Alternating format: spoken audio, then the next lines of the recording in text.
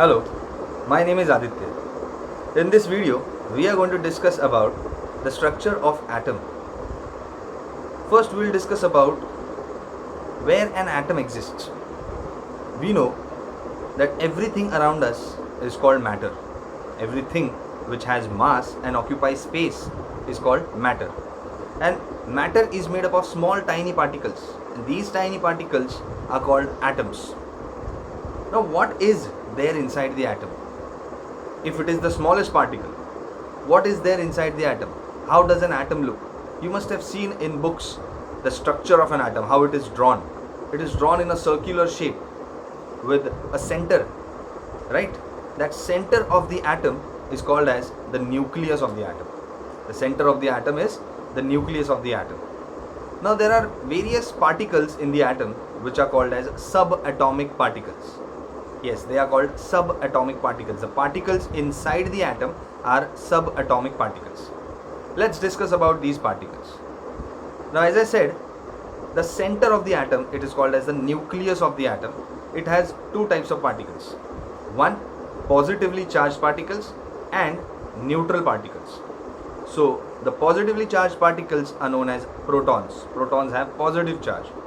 And the other types of particles are known as neutrons. Neutrons have no charge. Protons and neutrons are present inside the nucleus, which is situated at the center of the atom. Center of the atom is called as the nucleus, and nucleus has protons and neutrons. The other types of particles are present outside the nucleus, which are negatively charged, and these particles are called electrons. They are called electrons. Negatively charged particles are called electrons. They revolve around the nucleus just like the planets revolve around the sun in certain orbits. These are the fixed orbits. These orbits are also called as energy levels. Energy levels or shells. Energy levels or shells.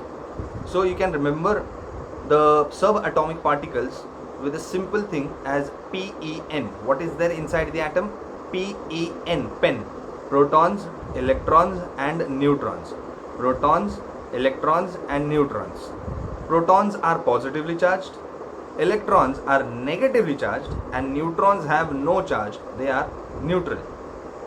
Talking about the mass of protons and neutrons. The mass of protons and neutrons is almost equal. That is, the mass of one proton and one neutron is almost equal. But the mass of one electron is very small, very small. It's extremely small. It is almost 1800 times smaller than that of a proton or a neutron. Yes, the mass of one electron is almost 1800 times smaller than that of proton or a neutron. Yes, the mass of protons and neutrons is considered to be the mass of an atom, because just now I said the mass of an electron is extremely small. Mass of an electron is extremely small, and that extremely small mass is neglected. That is why it is supposed to be said as negligible mass. Electrons have a negligible mass. The mass of electron is neglected in front of protons and neutrons. So the mass of entire atom is considered to be the mass of the nucleus, which includes protons and neutrons. Next, talking about the charges which are present in the atom. Just now I said the charge of protons. The charge of protons is positive, the charge of electrons is negative, and neutrons don't have any charge. They are neutral. So in an atom, the opposite charges are always equal. Like positive charges of protons and negative charges of electrons are always equal. So in an atom, the number of protons and the number of electrons is always equal. So these opposite charges cancel each other. And that is why, as a whole, the atom is electrically neutral. Because the number of positive charges and the number of negative charges is always equal.